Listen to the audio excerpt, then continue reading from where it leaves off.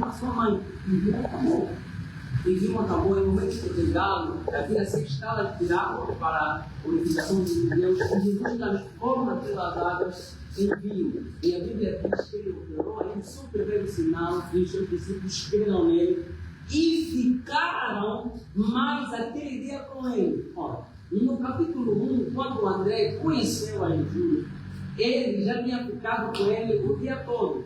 No capítulo 2, foram juntos na festa. E depois da festa, ficaram juntos naquele dia. Ou seja, ele é um ser divino, enquanto o homem foi uma pessoa sociável, andava com as pessoas, normalmente levava uma vida corriqueira, tinha uma vida comum. É por isso que todos os cristãos devem ser sociáveis. Aliás, o homem é ontologicamente um ser social, uma pessoa que convive, uma pessoa que anda com os outros, uma pessoa que não fica só no seu canto porque ele acha que é muito santo e não pode conviver com os outros. O mais santo, porque tem memória, Jesus tinha 12 discípulos, comia com eles, andava a pé, em aldeias, em cidades, e subia em barcos. Ele era uma pessoa muito comum, era uma pessoa muito humilde.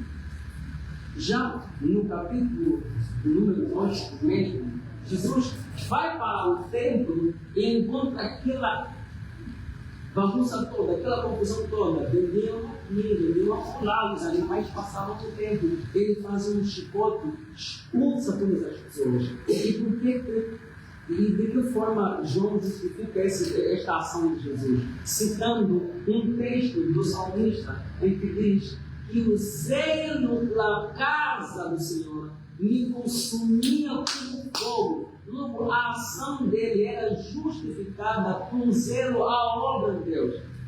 E é importante que eu diga isso. Quando muitas pessoas se levantam, e eu gostei da reputação do irmão Betinson ao vídeo da pastora Rita Catala, quando as pessoas se levantam para repreender ensinamentos sincréticos, ensinamentos heréticos, há sempre uma franja, há sempre um grupo cristão que se levanta. O importante é fazer a obra, o importante é ganhar a obra. Como se a defesa da fé cristã não fosse fazer a obra. Basta nós olharmos para a atitude de Pedro e para a atitude de Judas. Eles eram tão radicais, que Pedro, inclusive, compara os falsos profetas com a cães. As cães. Judas são rochas submersas, são manchas.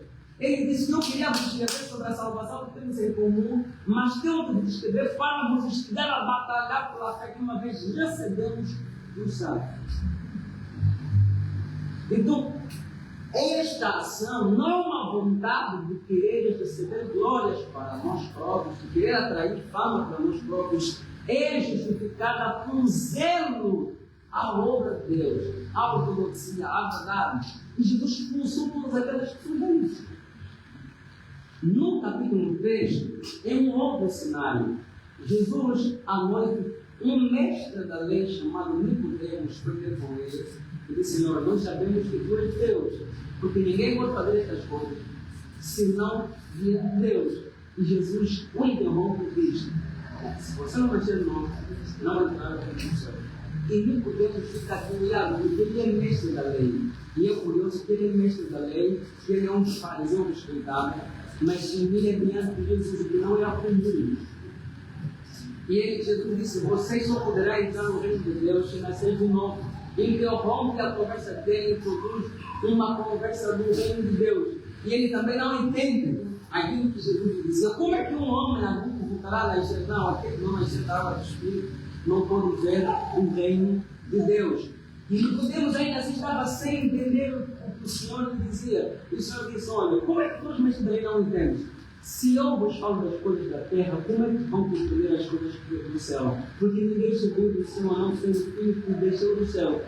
E já que lhe dava com Nicodemos, que era mestre da lei e conhecia a história da nação de Israel, ele recorreu a Números capítulo 21. Ele disse: assim como a serpente foi levantada no deserto, importa que o Filho do Homem seja levantado para que todo aquele que nele crê não morra. Porque Deus amou o mundo de tal maneira que enviou o seu Filho único para que todo aquele que nele crê não morra, mas tenha a vida eterna. Mas a combinação é esta: aqueles amaram mais as trevas do que a luz.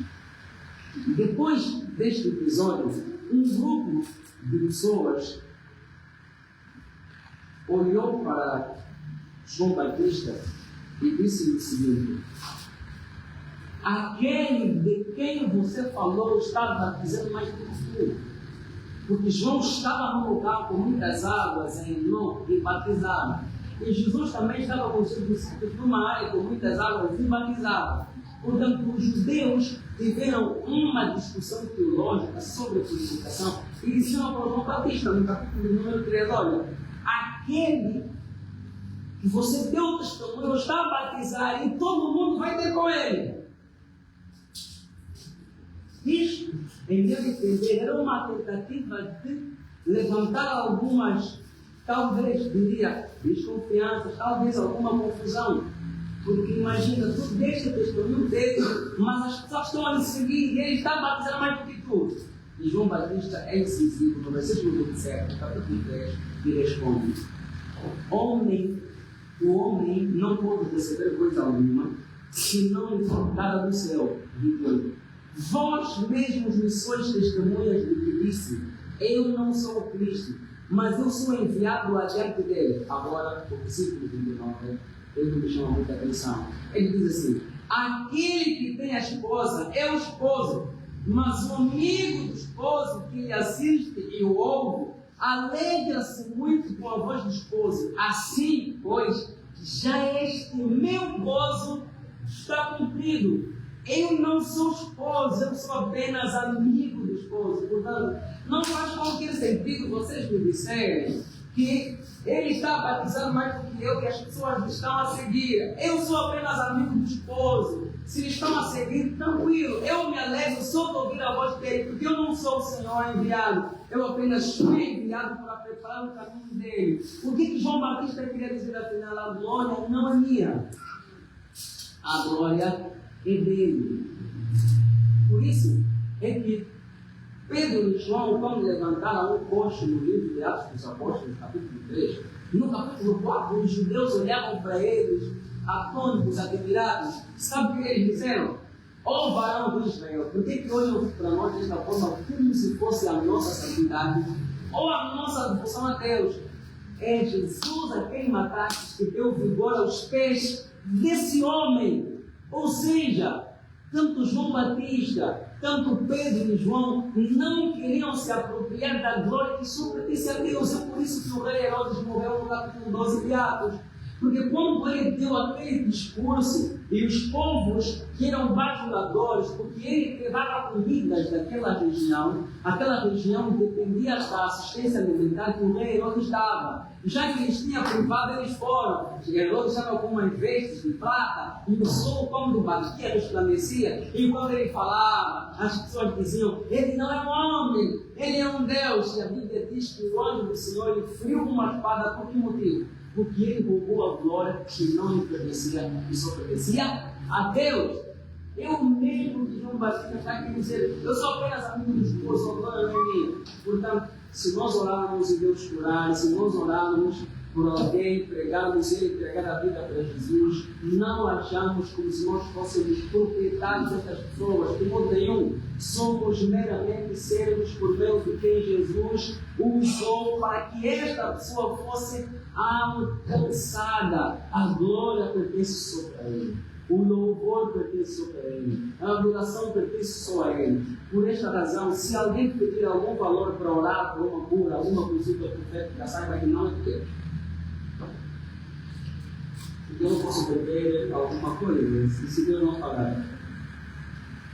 Mais uma dia que foi com o meu pai de $100, que é o que fala que meu pai deu. A segunda vez foi mais $100, meu pai deu. Outra vez, meu pai perguntou: e eu não disse nada. Disse ele: não, eu não disse nada. O profeta do pai dela ficou com $200. Ficou em dólares, meu pai dela esqueci de falar. Então ele, amigo do esposo, se alegrava apenas com a voz do esposo. E ele depois remata no capítulo versículo 30. É importante que ele cresça e eu diminua. É importante que ele apareça e eu desapareça. Depois disso, no capítulo 4, a Bíblia diz no versículo 1: e quando o Senhor entendeu que os fariseus tinham ouvido que Jesus fazia e batizava mais discípulos do que João, ainda que Jesus mesmo não batizava os seus discípulos, deixou a Judeia e foi outra vez para a Galileia. Ele ouviu que os fariseus, entre outros, estavam a comentar: ele está batizando mais do que João, ele está batizando mais que João Batista, e todo mundo está atrás dele. Nem sequer queria prestar atenção nesta conversa, nem sequer queria ser o centro das atenções. E o que ele fez? Deixou a Judeia e foi para a Galileia. No versículo 4, era-lhe necessário passar por Samaria. Guardemos esse versículo, no versículo 4. Repita após mim. É necessário passar por Samaria. No versículo 5, a Bíblia diz que foi, pois, a uma cidade de Samaria chamada Sicar, junto da herdade que Jacó tinha dado ao seu filho José. Esse é o segundo registro na Bíblia que dão memória de uma ação de amor de Jacó para José, seu filho. Primeiro, a túnica, de várias cores, que não tem nada de místico. Segundo, é aqui a herdade que ele próprio tinha dado para o seu filho José. Assistência. No versículo 6, a Bíblia diz: estava ali a fonte de Jacó. Jesus, pois, cansado do caminho, assentou-se assim junto da fonte. Era isto quase a hora sexta. No capítulo 1, ele é divino. Ele é preexistente, sempre existiu, e nada do que foi feito sem ele, que está com a gente da criação. No capítulo 2, ele vai para uma festa, interage com os seus amigos, fica com eles até o fim. No capítulo número 3, conversa com Nicodemos. Aqui no 4, ele se cansa. Ele é divino humano. Aqui estava cansado. Hebreus 2 aponta a sua humanidade. Hebreus 4, 13 também aponta a sua humanidade. E é por isso que o escritor aos Hebreus diz: por isso é que ele é suficientemente poderoso para nos socorrer, porque em tudo se fez homem como nós não pecou. Então, quando tu cansa, ele sabe que ele experimentou canseira. Quando tu choras, ele sabe que ele experimentou dor.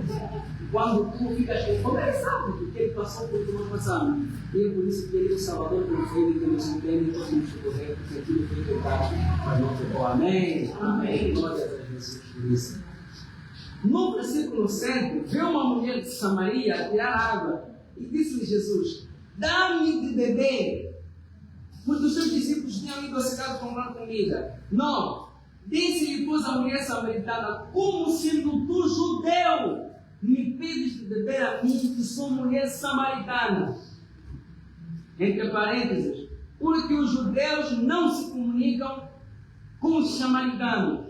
10. Jesus disse: se tu conheceras o dom de Deus, e quem eu que te disse, dá-me de beber, tu lhe pedirias e ele te daria a água da vida. Um judeu jamais receberia alguma coisa de um samaritano. Um judeu faria uma rota comprida e não usaria um caminho curto que ia passar por Samaria para chegar a Galileia. Mas Jesus pediu água para uma mulher samaritana. E a mulher retrucou: como é que tu, sendo judeu, pedes a mim que sou samaritano? E Jesus diz algo extraordinário: se tu soubesses quem que te pede água, não lhe daria. Ele diz: se tu soubesses quem que te pede água, tu lhe pedirias água da vida e te daria. Ele não disse que você lhe daria água, ele te daria a água da vida. Ou seja, aquilo que você pode me dar não se compara àquilo que eu posso te dar. Tu vais me dar água, é físico, vou matar a minha sede, mas eu te daria a água da vida. No versículo 11, a mulher samaritana respondeu: Senhor, tu não tens com que tirar a água, eu posso fundo. Onde depois tens a água da vida? A mente dela estava fechada, porque não entendeu ainda esse impacto do pecado. Como tu lês Romanos 3, o que é que Paulo diz sobre todos aqueles que estão em pecado? Que a mente está fechada, a mente está corrompida, e a mente dela também estava fechada. O meu irmão Matufano não conseguia compreender, não falava de água física, água potável. És tu maior do que o nosso pai Jacó, que nos deu posse, bebendo ele próprio e seus filhos do seu gado. Ou seja, ele recorda uma figura central na história. Jacó destacou a assistência social, a aplicação de alimentos, Jacó para os seus filhos, para os seus gados. Ou seja, era certamente uma figura central de quem todos falavam, Deus de Abraão, Deus de Isaac e Deus de Jacó. Mas aqui ele pergunta: és tu maior que o nosso pai Jacó? Só que ele não sabia quem estava a perguntar isso. Se Jesus foi capaz de dizer no capítulo 8 que antes de Abraão existia o sol, agora imagina Jacó, quem é dele? Abraão, Isaac e Jacó. És tu que nosso pai Abraão? És tu que nosso pai Jacó? Eu sou, eu que Jacó. Jesus respondeu no versículo 13: qualquer que beber desta água tornará a ter sede, mas aquele que beber da água que eu lhe der nunca terá sede, porque a água que eu lhe der se fará nele uma fonte de água que salta para a vida eterna. Aqui, meus irmãos, temos que parar primeiro a água natural, pela que se tirada do poço, como um deleite para o nosso próprio estômago, para o nosso próprio organismo, que depois de algum momento voltaremos a ter sede os prazeres deste mundo. Olhemos, por exemplo, para Salomão, que em idade avançada deu tudo aquilo que podia dar a sua alma. No capítulo 1, ele procurava entender o livro do Eclesiastes no sentido da vida. Olhou para o mundo: este mundo é monótono. Aquilo que se fez ontem será feito hoje. Os rios correm para o mar, mas o mar nunca fica cheio. O vento corre para o norte, corre para o sul, mas tudo se é feito de novo. E depois ele busca no conhecimento. Ele percebe que muito estudo enfada a alma. Isso não é um chamado cafetice. Ele percebeu que na sua busca no sentido da vida, nem o estudo lhe conseguiria dar prazer. Depois fala real, qual é a diferença entre mil tonos e nós vamos morrer.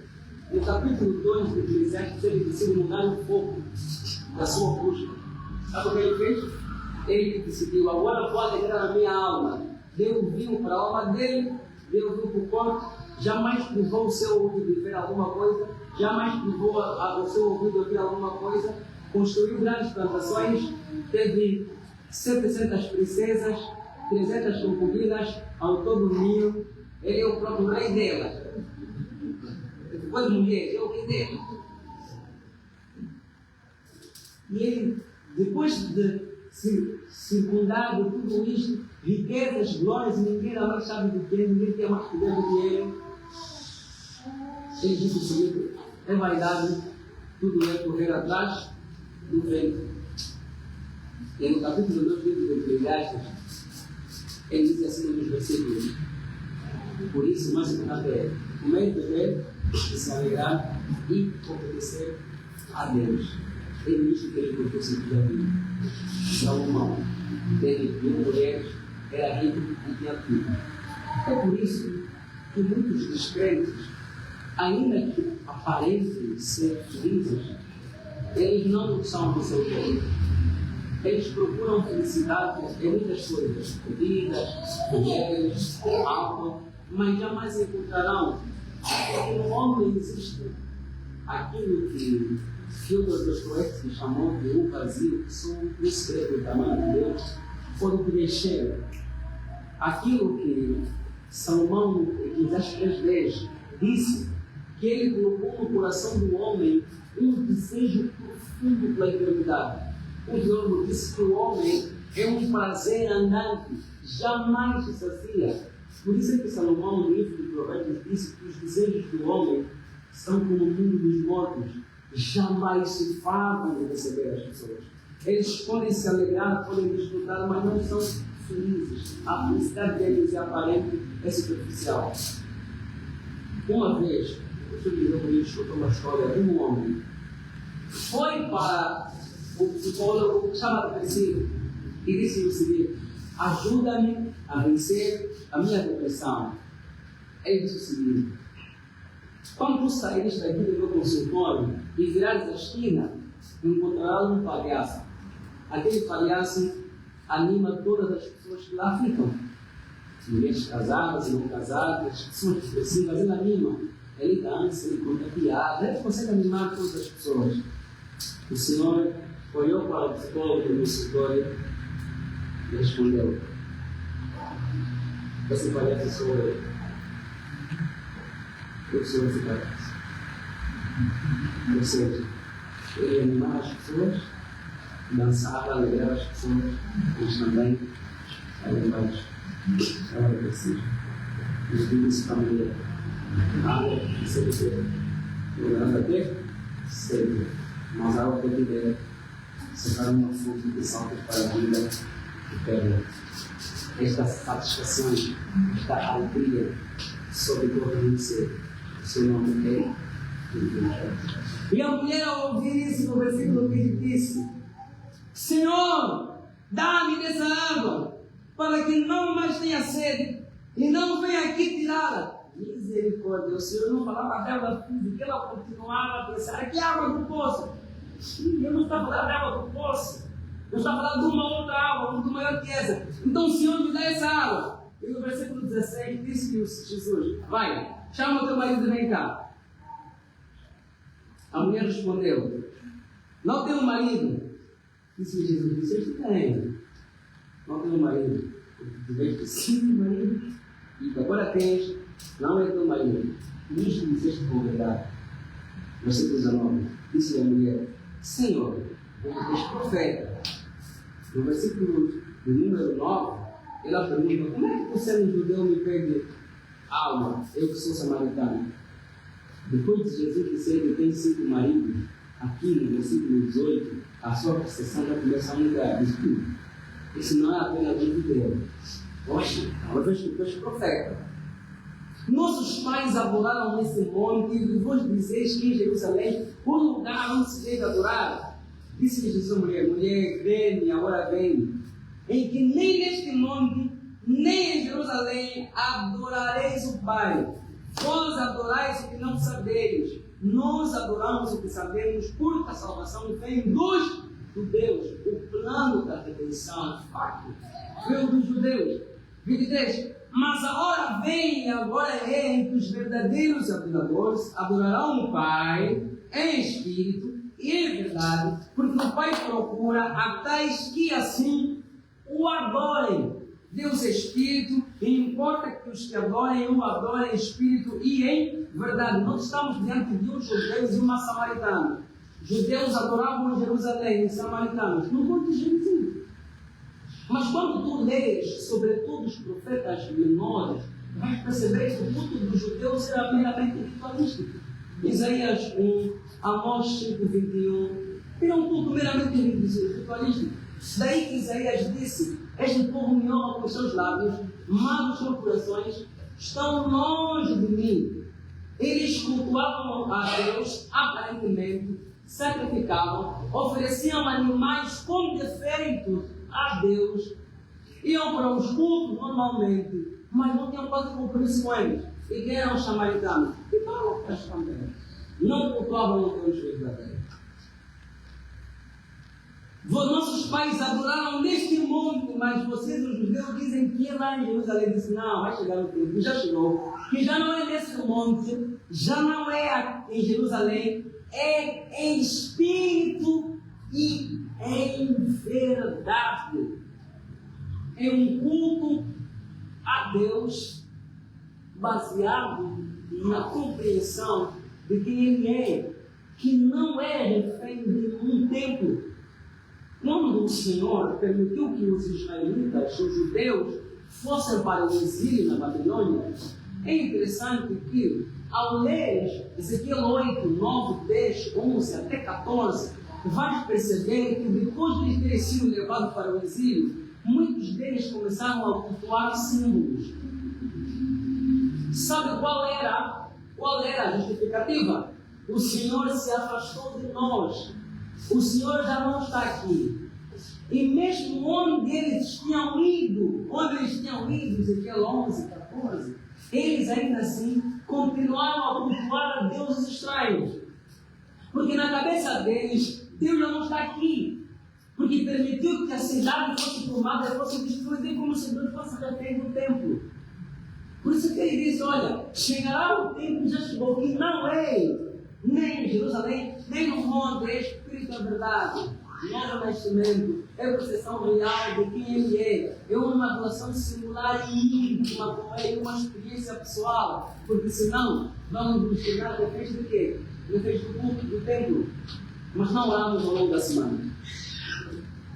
A fé pura é aquela que continua até na segunda-feira. Eu sou crente na segunda, na terça, na quarta, na quinta, na sexta, no sábado e no domingo. Porque destes adoradores, no versículo 24, que o Pai procura. 25. A mulher disse, olha, eu sei que o Messias chama o Cristo, vem, quando ele vier, nos anunciará tudo. E Jesus no versículo 26 disse, eu não sou que falo contigo. Já se revelou para ela, eu sou o Messias. E nisto, vieram os discípulos e maravilharam-se de que estivesse falando com uma mulher. Todavia, nenhum lhe disse que perguntas, por que falas com ela? Por que motivo os discípulos ficaram admirados? Porque Jesus falava com uma mulher. Se para o judeu era desonroso falar com uma mulher, imagina falar com uma mulher samaritana. Naquele contexto grego-romano, Grécia e Roma, os homens usavam as mulheres apenas para o projeto reprodutivo, ou seja, era só para a reprodução, a ponto de, se eles quisessem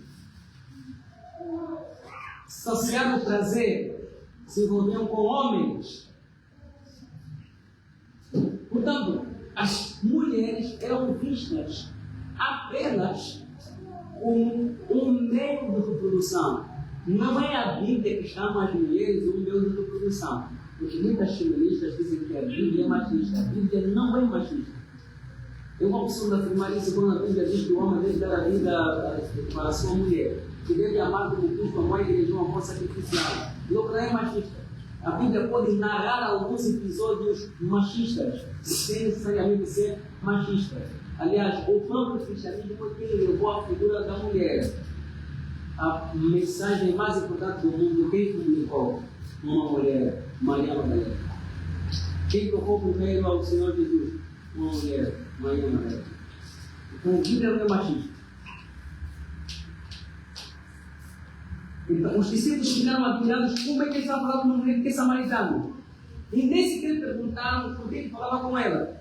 Deixou o cântaro e foi à cidade e disse àqueles homens: vede um homem que me disse tudo como tenho feito. Porventura não és tu Cristo, de judeu, para profeta, para Cristo. A compreensão da mulher mediante aquela relação com Jesus de conversa já começou a ser ampliada. Esse é o dificuldade de vida. Conversa, paciência, coragem.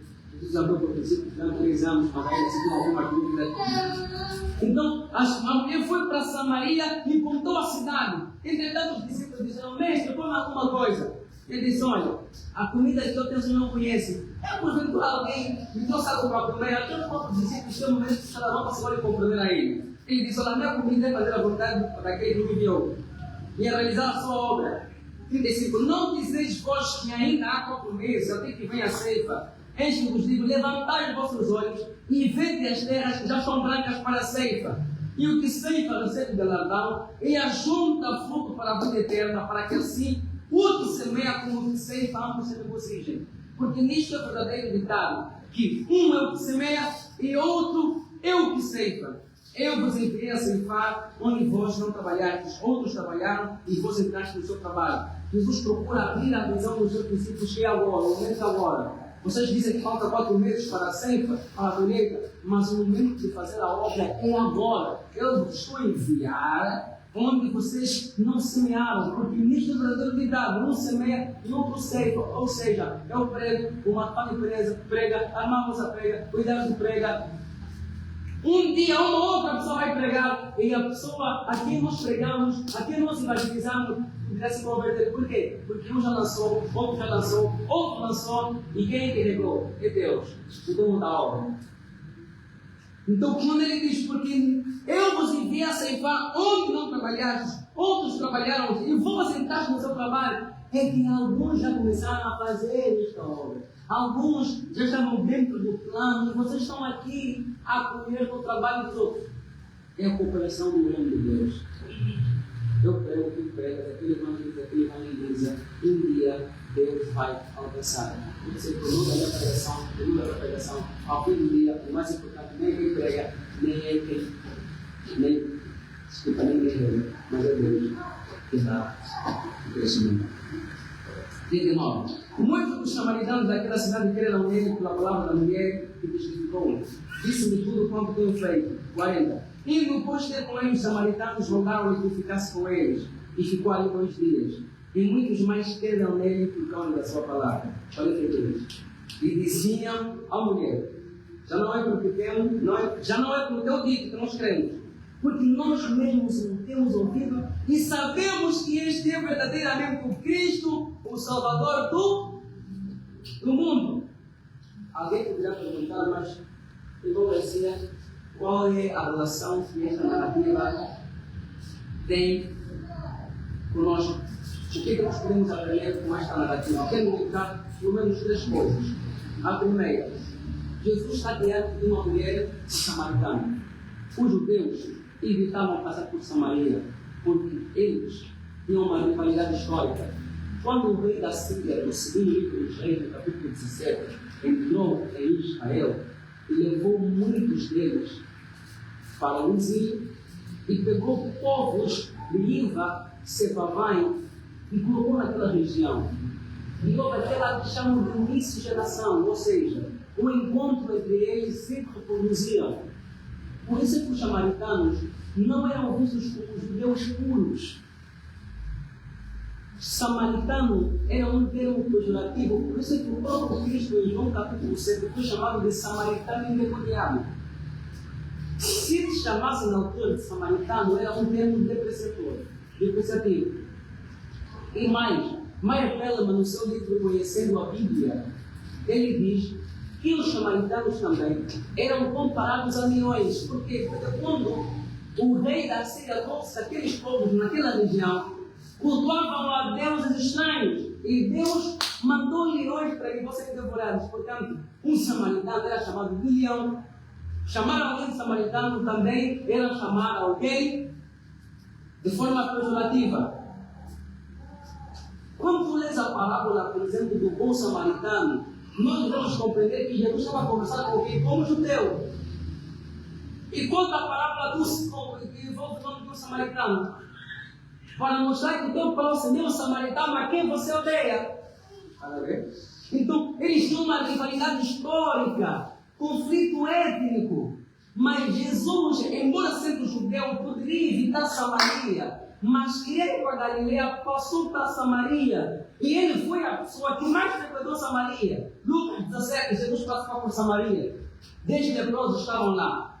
Samaria. Lucas 9, Jesus queria ir para Jerusalém, mas queria passar por Samaria. Os samaritanos perceberam que ele ia para Jerusalém e não queriam que ele passasse por lá. Por isso que João e o seu irmão disseram: Senhor, vamos mandar que os fogo caia do céu. Não, vocês não sabem de que espírito sois. Portanto, havia uma rivalidade histórica, mas Jesus passou por Samaria, alcançou uma mulher. Ou seja, o seu amor é mais do que qualquer conflito étnico, é mais do que qualquer rivalidade histórica, é mais do que qualquer cultura greco-romana de que as mulheres eram baixas, de que as mulheres não podiam falar com homens. Jesus foi ter com uma mulher que é caída, pecadora, até assim que maridas, filha da Eva, filha de Adão, mas ainda assim foi ter com ela e disse: eu sou o teu Salvador, estou pronto para te salvar. Por isso que Jesus é o nosso Salvador. Nós também andávamos desgarrados como ovelhas sem pastor. nós também andávamos desviados, não queríamos saber dele. Isaías capítulo 1 diz que o animal conhece o seu pastor, mas vocês não conhecem o vosso pai. Aqueles animais obedeciam mais do que os homens. Portanto, nós éramos caídos, andávamos desganados como ovelhas sem pastor, não tínhamos nada de bom, não tínhamos nada que o atraísse, não tínhamos nada que o agradasse, mas eu nunca tive 5 namorados, nunca tive 5 maridos, perfeito. Mas, ainda assim, tínhamos uma vida depravada. Eu, por exemplo, era de grupo, eu fumava, e já fui detido pela polícia.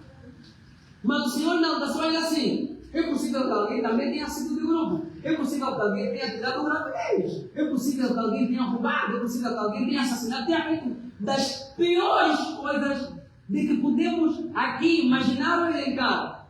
Mas a palavra de Deus diz que Jesus foi até a mulher samaritana e diz que eu vou lhe salvar. Por isso, Ele é Salvador dos Mucomas, Ele é Salvador dos Obscuros, Ele é Salvador dos Úteis, dos Tutsis, Ele é Salvador do congolês, do branco, do negro, do pardo, Ele é Salvador do cristiano, Ele é Salvador do Vinícius. Houve essa controvérsia do racismo, chamou de macaco ou não, mas Ele é Salvador do preto, do branco, do azul, do vermelho, do verde. Ele é o Salvador da humanidade. Então, Jesus não queria saber do conflito étnico, histórico, foi atrás da mulher de Samaria para resgatar. Era necessário passar por Samaria, convinha passar por Samaria. Onde há uma pessoa, aí há uma alma que Jesus deve alcançar. É por isso que nós não podemos fazer aqui escolhas. Não, esse chinês, eu não posso falar tanto de Jesus, esse japonês, Jesus é Salvador dele também. Então, nós, como mulher samaritana, também estávamos numa posição de desonra.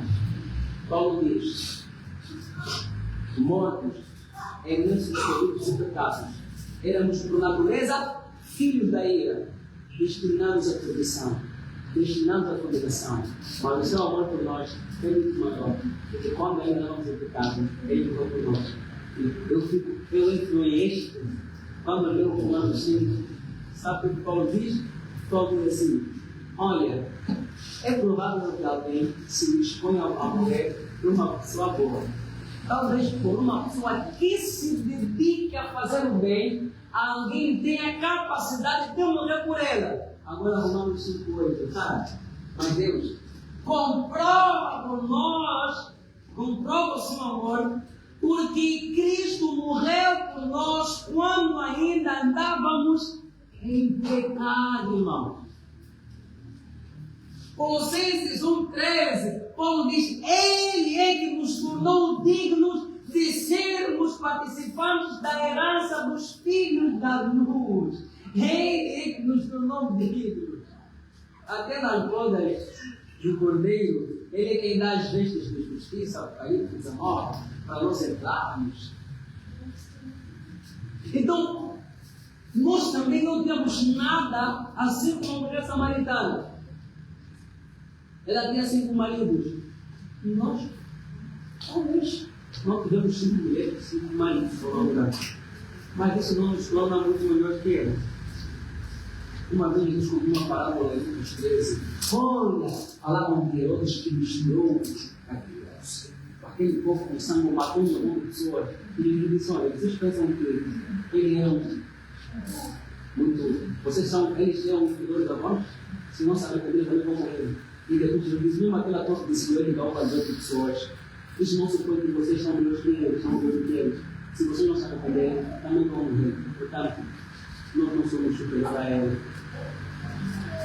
Mas a graça de Deus nos alcançou. Portanto, o primeiro ponto, o que nós podemos aprender com Jesus, como samaritano? O primeiro é: Ele rompeu barreiras técnicas religiosas e salvou a mulher samaritana. Ele livrou a mim. Sou Luigi ou Luana? Não, ninguém é Luana. Irmão, você é Luana? Não, ninguém é Luana. Não há falei, Luana? Ninguém é Luana. Quantos não estamos aqui? Irmão, para você é Luana? Somos da descendente. Não, Eu sou do Vitor, eu sou do Luan. Ah, Mas sou descendente de Caté. Os meus pais são de lá.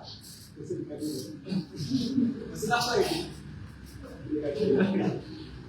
Então, eles são bons a todos, independentemente do nosso relacionamento. Este é o primeiro aspecto que nós temos aqui. O segundo aspecto, o que é que nós podemos aprender dessa narrativa de Jesus e a mulher samaritana? Versículo de número 18. Deixou, pois, a mulher o seu campo, também foi à cidade e disse àqueles homens: vende um homem que me disse tudo quanto tenho feito. Porventura, não é este o Cristo? Mal recebeu a luz, foi para Samaria e foi falar para as pessoas que este é o Cristo, não é este o Cristo. Por quê? Porque a luz de Deus alcançou, revelou os meus pecados e Ele me prometeu dar a água que jorra para a vida eterna. A salvação chegou à casa dela. A salvação chegou à vida dela. E sabe o que ela fez? Ela foi falar com outras pessoas. No capítulo 1, quando nós lemos, Jesus encontrou quem? Primeiro, a mulher foi ter com ele. E André fez o quê? Foi chamar Pedro. Jesus chamou no dia seguinte e encontrou Filipe. Filipe foi chamar quem? Foi chamar Natanael. E no reino de Deus é exatamente assim. É por isso é que nós, os cristãos, não podemos ficar sem evangelizar, sem falar de Jesus para uma, duas ou três pessoas. Não é possível que desde o início do ano não tenhamos falado de Jesus a uma única pessoa. Mesmo um colega da faculdade, manda um texto bíblico, manda uma oração, fale de Jesus na tua empresa. Eu me vergonho, mas como eu vergonho de ser quem? Eu não cheguei a flocada, muitas vezes humilha, mas de forma simpática. Eu não me vergonho. A gente diz: eu sou da igreja mesmo. Se for uma falsa, eu não vou deixar de crer. Não, você é doente. Eu prefiro ser. Porque a ideia de acreditar nele me enche de alegria, me enche de satisfação. Então não nos podemos envergonhar da nossa fé. A mulher recebeu Cristo e já evangelizou, falou de Jesus para uma pessoa. Olha, será que não é isso o Cristo? Já morreu para Samaria e nós temos esta missão de levar Cristo para outras pessoas. É levar Cristo para a tua casa, é levar Cristo para os teus vizinhos, é levar Cristo para os teus colegas de trabalho, é falar com alguém de Jesus, é apresentar Cristo para alguém, para uma única pessoa, é falar de Jesus, porque todo aquele em quem a luz de Deus resplandeceu, ele sente a necessidade de iluminar para outras pessoas. O mundo olha para ti, é como Paulo disse na segunda carta aos Coríntios, eles olham para nós como se fôssemos pobres. Na verdade, enriquecemos muita gente. O mundo olha para ti e pensa: não, você é bueno, não, você é bueno porque segue. Não, na verdade não sabe que você tem a palavra da vida que lhe pode salvar, mas entende isso assim como uma mulher samaritana. Olha, me dá água para eu não vir, para eu não vier buscar mais aqui. Não entendia, tem a mente fechada, tem a mente bloqueada. E é por isso que nós que recebemos a luz de Deus devemos falar de Jesus às pessoas. Isso desculpa dizer o segundo aspecto, o aspecto missiológico na mulher samaritana. O primeiro aspecto, caiu de nós. Jesus rompeu as barreiras étnicas, religiosas, salva a mulher samaritana, fomos salvos diretamente dos nossos grupos econômicos da nossa raça. E, segundo aspecto, o aspecto missiológico. Aquele que de fato teve um encontro com Deus e foi salvo, ele se tem a necessidade de anunciar Cristo para outras pessoas, para falar de Jesus para outras pessoas. A corrida cristã não é uma pista em que nós lutamos uns contra os outros. É uma pista em que nós nos auxiliamos. Desafiei alguns irmãos para que tenham pelo menos um amigo que não é crente. Você tem a missão de ter pelo menos um amigo íntimo. Isso não se pode ter que vá desviar. Mas se estivermos todos aqui, encerrados nesta bolha, todos estamos aqui dentro, o que será de estiver fora? Aí não convido com ele, eu sou crente. Jesus vai para a festa. Foi para a casa de um fariseu, em Lucas 7, uma mulher chegou até ele e disse, começou a chorar e beijar os seus pés. O fariseu disse no interior dele: Se esse fosse o profeta, saberia que essa mulher é pecadora. E Jesus pergunta para ele: ó Simão, 2 homens deviam a alguém, um devia 500 dinheiro, outro devia 50. Os 2 foram perdoados. Quem demonstraria maior amor? Senhor, aquele que devia 500. Disseste bem. Quando eu cheguei para a tua casa, não me deste um beijo. Boa expulsão, saudação oriental. Não lavaste os meus pés.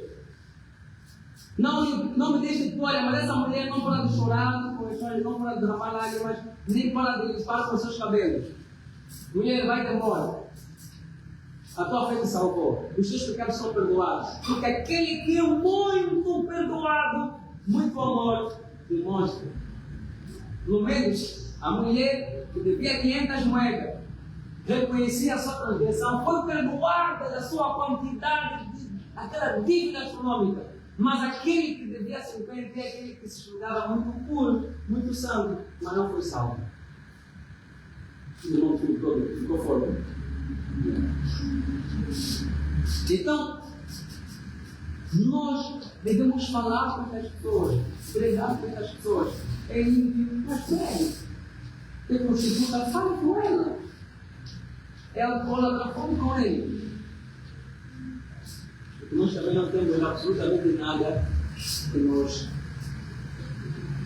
poderia fazer digno de receber alguma coisa, não criamos. Não dá para nos esperar, não tem mas ele recebeu com graça, portanto, nós devemos ver as pessoas com graça, sem condenação, sem discriminação. Aí a escola diz: os descrentes nós não adoramos, mas aquele que se diz que é crente, mas é beberão, é prostituto, nem sequer como a no nome da tradição. Essa é a radicalidade do Evangelho. Então, esse é um aspecto missiológico da mulher samaritana.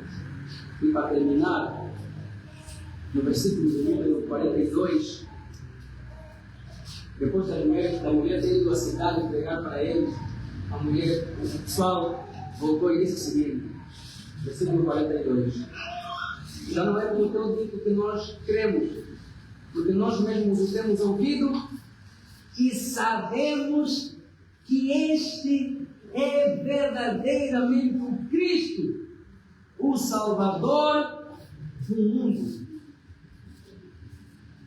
Irmãos, o último recenseamento geral da população e habitação em Angola, 2024, estima uma população de 36 milhões em Angola. 70% desta população é cristã, repartidas entre católicos e protestantes. Os políticos se apresentam como cristãos, músicos se apresentam como cristãos, jogadores de futebol se apresentam como cristãos, mas quando tu olhas para a prática dos nossos políticos em Angola, muitas não refletem de fato o cristianismo. Diz respeito às liberdades individuais, diz respeito aos direitos humanos, um atentado à paz social. Quando tu olhas para os cantores que se dizem cristãos, primeiro, segundo, terceiro, quarto casamento, adultério, drogas. Quando tu olhas, por exemplo, para polícias que se dizem cristãos, pesam para as mamás que vendem na rua sem dó, sem piedade, porque tem que manter a ordem pública. Uma justificativa é não entender esfarrapada, porque nós estamos utilizando para as mães disparar contra a população, estamos a fazer manifestação sendo que é consagrada na Constituição da República. Quando nós olhamos, por exemplo, para muitos jogadores, se dizem cristãos, mas a forma como se vestem, a forma como falam, não reflete. Aí nós estamos vendo um cristianismo meramente cultural. Portanto, muitos se apresentam como cristãos, mas as suas práticas não correspondem a esta verdade. Sabe por quê? Porque é provável que estas pessoas tenham apenas ouvido falar dele, mas não tiveram uma experiência singular com ele. E aqui no versículo 42 faz sentido para mim. Porque a mulher samaritana, depois de ouvir no versículo 28, ela conta a Samaria: não é este o Cristo? E os samaritanos, no 42, quando vão ter com Jesus, sabe o que dizem? Nós não queremos apenas porque você nos disse. Nós mesmos o ouvimos e temos crido que Ele é o Salvador do mundo. Esse é o aspecto experiencial. Não podemos apenas ouvir falar dele. Não podemos apenas cantar sobre ele. Eu te adoro, Senhor. Não podemos apenas ir para o culto, ouvir o pregador falar sobre Jesus, ouvir a pregadora falar sobre Jesus. Não, nós devemos ter uma experiência singular com ele, a ponto de dizer que eu não sou apenas crente, porque eu ouvi alguém me pregando, eu próprio experimentei, eu próprio ouvi, eu tive uma experiência individual com ele. Quando olhas, por exemplo, para Pedro, na sua segunda carta, o que ele diz? Não, aquilo que nós ouvimos não é mito. Nós vimos, João disse o que para responder aos docetistas? Que as nossas mãos o tocaram, nós temos crido que ele é filho de Deus. Ele realmente é de Deus.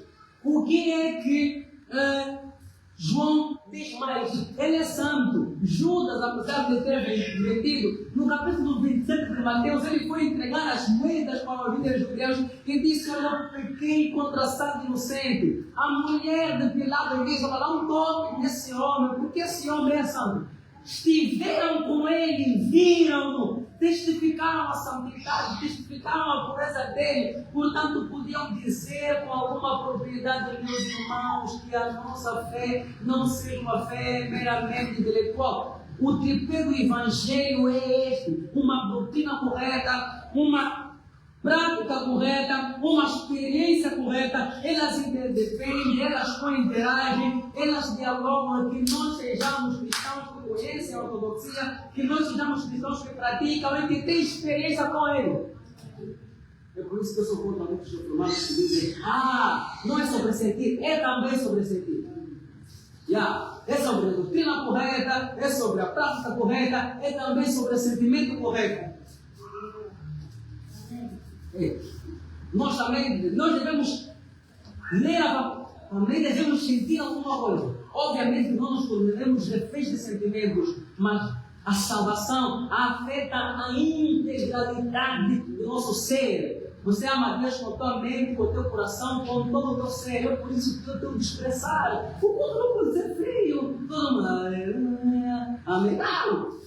Obviamente, cada um tem a sua forma de expressar, mas não pode explicar simplesmente por aplaudir ou por gritar: eu experimentei, eu tenho história com ele, eu tenho experiência com ele. Então as mulheres, os samaritanos disseram: nós não ouvimos apenas de ti, nós também fomos lá e ouvimos e temos crido que ele é o Salvador do mundo. Portanto, o nosso desafio aqui, meus irmãos, é uma doutrina correta, uma prática correta, uma experiência correta, para que possamos cair na real como Paulo, que meditou na salvação dos judeus, no capítulo 9 de Romanos, e ele viu no capítulo 10, no capítulo 11, que os judeus foram rejeitados para que os não-judeus fossem salvos, mas há um remanescente dos judeus que serão salvos, e ele diz: com profundas riquezas do saber e do conhecer de Deus, quão insondáveis são os seus caminhos, inescrutáveis são os seus juízos. Quem pode conhecer a mente do Senhor? Quem pode lhe dar algum conselho? Quem já deu a Ele para ser retribuído? Ninguém, porque dele, por Ele, para Ele são todas as coisas. A Jesus toda a glória. Amém.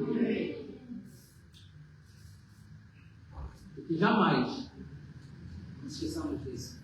Cristo rompeu as barreiras étnicas para nos salvar. Ele é salvador do mundo, do mundo, do asfalto, do hereu. Ele é salvador do branco, do negro, do pardo, do azul, do verde, do vermelho e do lilás. Cristo que nos salvou derramou sobre nós o seu Espírito que nos chega de saúde ao aspecto missional. E este Cristo não devemos simplesmente ouvir falar dele, devemos ter uma relação com ele. Então, no teu quarto, no teu carro, na mobilizada, tenha cuidado para não cair da moto. Ore a Deus, edifica o teu altar, leia a palavra de Deus, busque para não ser só uma relação de tempo confinada aqui, mas busque em casa, busque na igreja, busco na rua, leio a palavra, eu tenho um encontro pessoal com Ele, para que algum dia possamos todos dizer que Ele é a nossa pensão. Amém? Você pode inclinar a tua cabeça, por favor.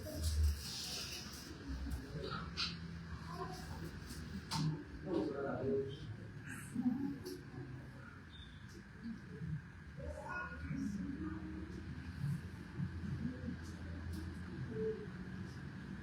Irmãos, nós